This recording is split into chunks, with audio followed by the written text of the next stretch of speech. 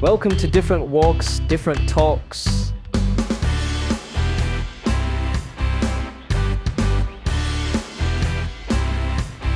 Experience with the ocean and stuff? Have you done like a lot of scuba diving and snorkeling and stuff? Okay, funny story about this actually. I got certified to do scuba diving when I was in grade 6 or 7. Wow, that's so long. Yeah. And then, so picture a little like 13-year-old me scuba diving. I got certified. My first 2 dives went well, and then I ran out of air on my second dive and almost died. Yeah. What? Yeah. How did you run out of air? Did you just not check the air? I did not check the air. You just were so into it. I was a new scuba diver. Was it in the pool or was it in the ocean? No, it was in the Welling Canal. Oh. So it was I was like 26 feet underwater, and I had no air. That's so bad. Yeah. How did you survive? Anyway, okay, so the whole story with this is I was swimming along, and I noticed that it was getting hard to breathe. So dumb me, and this was like really like, hindsight is always 20/20. I should not have done this. I purged my airline. So basically, when you purge your airline, you get rid of all of the air in your tube, not in your tank. Like your tank is fine, but like in the tube connecting your regulator, which is the thing you're breathing out of, to your tank, it gets rid of all the air. And usually you do it if like something gets caught or if there's like water in your tank. Anyway, I purged it, so I got rid of about half of what I had left of my air. And I already had no air because I thought something was caught in my I see, that's why. Why would you do that? No, I didn't know there was air. Oh, so you thought you had air, but something was clogged. Something was caught. You just I purged it out. it. Okay, I see. I checked my air like gauge thing, and I had like, there's like on the dial, it's like there's like a red zone, and when you get to the start of the red zone, you're supposed to go up. I was at like the end of the red zone. And you were 26 feet down? I was 26 feet What the heck? I'll be so scared. You can't just like go up to the surface because the pressure. Oh, right. So if you like, shoot up to the surface, you become like you explode. You implode. Yeah, you implode, right? You would implode, or you'd get the bends and then die, or you collapse a lung, or there are many things that can go wrong. That's horrifying. So, but luckily I had a dive partner with me and an instructor, and my dad got certified with me. Okay, so you weren't just in the murky water yourself. No, I was picturing that. No, but I was like still not like I was like alone in the area that I was, but they were close enough that I could swim over. Okay. Anyway, so my dad is sitting there, and I see him, and I'm like, okay, so my dad's there, and then I look to my right, and there's the guy that taught us how to scuba dive with 20 years experience. Okay. So I'm swimming over to him. I'm like, I do the sign for out of air, and he's just staring at me, and I'm like, I show him my little dial thing, and he's like, oh my God, you're actually out of air. So then he gave me all the scuba divers have 2 regulators. So their primary regulator and then will be called an octopus, but it's just like a secondary regulator for if someone runs out of air. So what's a regulator? Can both breathe. It's the thing that you breathe out of. Okay, just a tank. I see. Yeah. Okay. It's like the mouthpiece to it. And then it's connected to the tank with the tube. Okay. Anyway, so he gave me his secondary regulator, and he asked me if I was okay. I'm like, yeah, I'm fine. So then we go up to the surface, and we get to the surface, and I'm fine now at this point. I'm apologizing because like I think I've done something wrong, but I actually haven't. Anyway, so then fast forward to later. I'm okay. Everyone's fine. We get in the car and we're driving home, and my dad's like, "Why did you go to the guy? I was right there." I'm like, I have the choice between 20 seconds experience and 20 years of experience. Who would you have picked? Yeah. So I was a bit heartbroken. Yeah, he was just a tiny bit. Right. That's funny. Yeah. So that's the story of how I almost died. Wow. Yeah. Yeah, don't do that in the future, probably. No. But I still ended up, they gave me my certification. Wow. Yeah. And I haven't been diving since. I'm a tiny bit afraid to get in the water again. Yeah, I mean, probably that's a pretty traumatic event. Yeah, but I was okay. And I stayed calm. That's good. During the whole thing. I freaked out for a week after. I would freak out. I had nightmares. It was bad. Air down there, but what else was I gonna do? I'd die or I'd fix it. I'd probably just panic and die. Probably. I had also been trained not to panic though, because leading up to that, we had 8 weeks of training. How do you get trained not to panic? What do you do? Just holding your breath as long as you can and just try it. No, we do drills for what happens if you do run out of air. They turn your air off underwater. So you can see what it feels like. Obviously, they're right there to turn it back on. Right. Okay, but yeah. Oh. Yeah, That is- haven't been diving since. Huh. I I've mean- only done snorkeling, so Yeah, I've snorkeled. I'm always scared of scuba diving. Just like I don't trust breathing out of a tank. You know what I mean? Completely understand. Yeah. Yeah. And do you have to like learn how to dive down? Because when I was snorkeling, Kind I of. couldn't dive down into the thing. I was Yeah, like kind of. bobbing up here. So The pressure gets so bad. I'll only dive a tiny bit, and the does, pressure yeah. gets bad. Again, we're taught how to equalize our ears. Oh, So how like do you do that? you like pop your ears. I can't do it because I'm You sick. pop your ears? Well, kind of, but it's like you release the pressure in your ears. Oh, I in can't your do that eustachian actually. tube. I have this weird thing I could So actually. do I. Yeah. Anyway, but I did. So I had to do it more often than a normal person. But yeah. So they teach you how to do that. They teach you a whole bunch of tricks for like getting rid of the pressure in your sinuses and so. What is like the safe depth to dive to? It depends on your certification level. Like amateur. Amateur, Like me. 26 feet. 26 feet. Okay, so you were there. Yeah, stop. Alright. No, I think I'm allowed to dive down up to, I think it's up to 40 feet. It might be 30. But I have to dive with either my dad, my uncle, or this other guy that I know.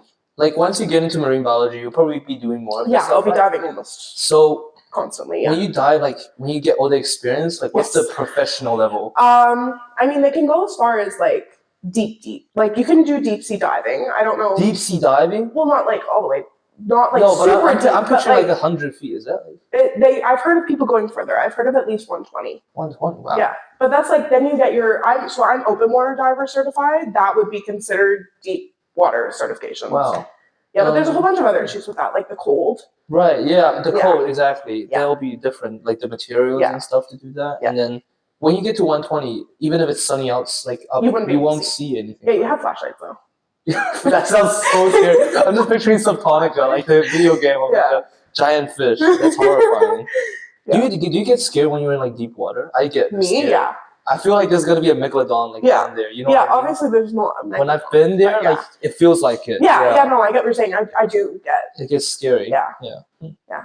I refuse to swim in open water without someone else. Yeah, right. Yeah. Me too. That's a scary feeling. Yeah. So okay, got a bit sidetracked. We're on Yes, we EMF deterrence. Yeah. Yeah.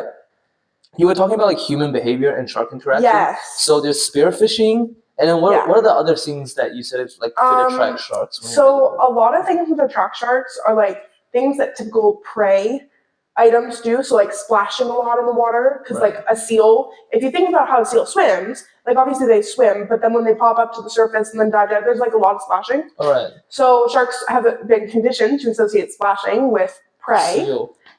So that causes a lot of mistaken identities. Wearing like really bright colored swimsuits and like flashy jewelry mimics the fish. So like Oh, smaller I thought that would help sharks- because it doesn't look like a seal. No. Well, yeah, but you won't get attacked by a great white shark because they eat seals, Right. but you'll get attacked by sharks that don't eat seals. Like they eat what? Like fish. a hammerhead shark? Hammerheads, tiger sharks, bull sharks. Oh, bull sharks are like the bad ones because there's a lot. Yeah, of them. They're there's like aggressive, I think. the big three are the bull sharks, the tiger sharks, and the great whites. So they're Right. like the most dangerous ones. Right. They attack people the most. Bull sharks are actually responsible for the most attacks. Yeah, on I've heard humans. that. Right. Yeah. Because they hunt in murky water. So swimming in murky water, they can't Right. see. So they They just see like they see bright colors movement, or something. yeah. I see. so like bright colors, jewelry. they look like fish, Right. right? So the worst thing to do is wear bright jewelry Wear- and splash around. Yeah. Yeah. So effectively, just don't be a kid. Right. I guess so. Yeah, and then using GoPros emits electromagnetic fields, so the sharks are attracted to that because I thought it deters them. if you have electromagnetic fields with enough strength, Oh. it deters them. But smaller the ones smaller ones attract them because They that's think how it's they a- find prey. Oh, I Yeah. see. Okay. Yeah. GoPro has electromagnetic field. Yeah. Does a phone do as well? Yeah. Oh, All electronics. I brought my phone to the ocean many times actually. Well, yeah, but 'cause you it didn't was get like, attacked by a shark. No. 'cause- Yeah, Yeah, it's like kind it's of very rare. rare. I It's guess. very rare to get attacked by a shark Yeah, and Yeah. normally they have like lifeguards and safe zones. Yeah, too. yeah. That could help. with shark nets. that Yeah. prevent sharks I didn't know from there were getting shark nets. Yeah, even most there, of the time. But most of the time, probably. Huh. Yeah. What's like the closest sharks can get to the coast without getting banked or anything? in. I've seen sharks. Like go, how close do they hunt? To the coast? Okay, so fun fact: Boston has like a bunch of seals. Like they have a huge harbor seal population, and it's like a hot spot for great white sharks. There was a Shark Week show last year. Dr. Greg Scooble, one of my favorite marine biologists to watch. did like an overhead shot of a great white shark, and it came up far enough on the beach that half of its body was out of the water To hunt? to hunt a seal. It chased a seal All the way to the all the way beach. to the beach. So it got bent. Yeah, it What the heck? effectively got banked, but then Right. it turned itself around and like went Oh, okay. back. It still survived that. Oh, wow. So yeah. Jeez. Yeah, they can come pretty close. A lot of the time you don't know sharks are there and they're like right beside you. That's scary. Like when there are shark human interactions, a lot of the time the shark will like just be in the water. Like I've seen images of surfers on top of great white sharks and they don't know that they're there. That's so scary to like Yeah. picture. Yeah. Yeah. I think my friend has I think like a baby shark came up to him in murky water back in New Zealand. Yeah. Like he said he cooked something and he looked and it was like a small shark there. Yeah. And he went away. Yeah. Understandably. Yeah. Yeah. So and I see why you're doing sharks now because I just realized like the shark thing in the US is like a really big thing to study. Yeah. It's like one of their cultural things as well. It's like a cultural icon. Yeah, especially in Hawaii.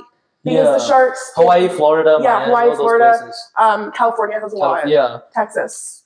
Kind of. Texas. Well, I mean they border the Gulf of Mexico. Oh right, yeah. And the Gulf of Mexico has a lot of great white sharks. I just think of Breaking Bad when I think of Texas. So I mean Texas you think desert. yeah, right? exactly. So it's a shark. but they do, I believe, I could be wrong. My geography knowledge is not very good, but I believe that they border the Gulf of Mexico. There was this one thing that I just thought of when you said bull sharks. I watched this documentary as a kid, and it said there was this bull shark that like managed to survive in a golf course lake because way back then it was like saltwater, but then it turned into freshwater and it like mutated. This is really interesting. So all sharks can survive in freshwater for some time, but bull sharks are really interesting because they have the ability to trap salt water. Like the whole reason that sharks can't survive in freshwater is because they need the salt for buoyancy.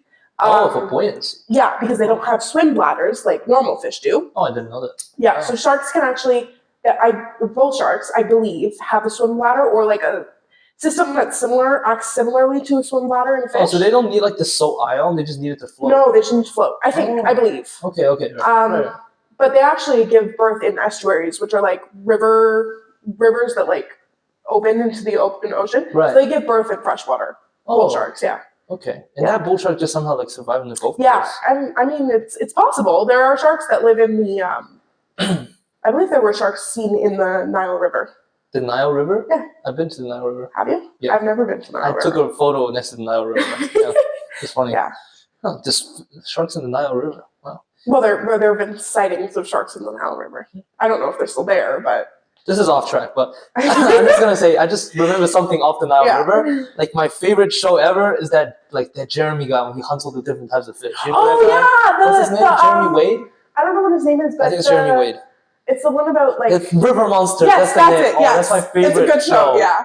I've seen some giant Huge fish he's fish. caught, like the catfish he's caught and stuff. They're scary. Yeah, they're really like to watch that. They're like monster eating fish. Yeah, it's so fun crazy. to watch. Yeah. Yeah. And it makes the shark feel like a more friendly animal. Exactly, After seeing those yeah. fish, it's like they look like monsters, those ones. Oh. Yeah. So. Get back here. Alright.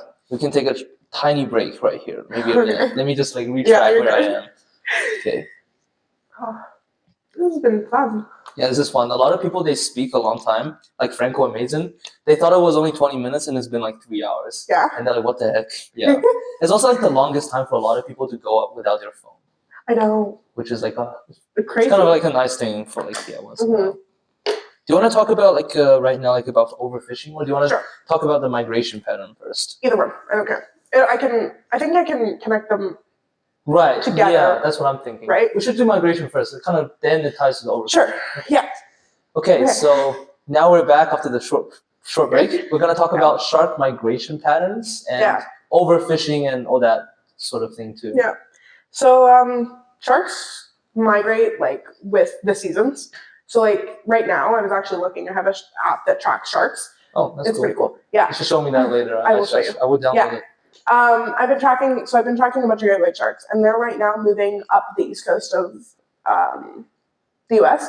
And there's actually one just off the coast, as far up north as. Oh, you can see each individual shark that got tagged. Yeah. Wow, that's so cool. Anyway, so they're up the coast, up as far as just off the coast of St. John's, Newfoundland and Labrador. So yeah. That is very up. Yeah. And is it just because of the weather, like the Changing water temperatures. the change in water temperature? Yeah. So were you looking at great white sharks? Yeah. So they want to be in cold water? They want to be in colder water. They can still survive in like tropical waters. I think they're considered a tropical water, like tropical shark. Huh. I think I could be wrong.